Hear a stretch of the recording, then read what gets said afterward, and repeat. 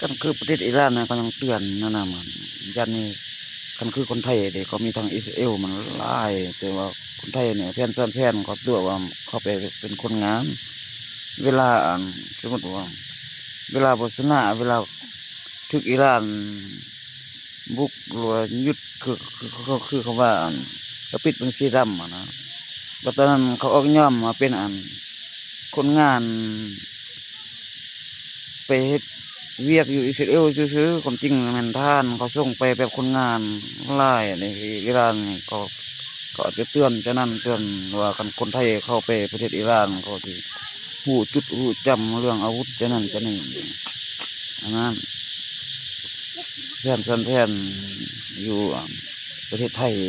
ก็ตัวไปแต่ว่าคือคนงานเลยคืออะไรคือคนงานเต็มอย่างนี้คนไทยเต็มในประเทศอิสราเอลตามเขาไปนำมาช่วยเหลืออิหร่านก็เบิ่งอย่างที่เลยเบิ่งเขาจะหูความลับส่งให้อเมริกากับอิสราเอลเลยไทยเขาไปจริงแล้วเขาว่าจะได้เขาว่าจะนั่นเลย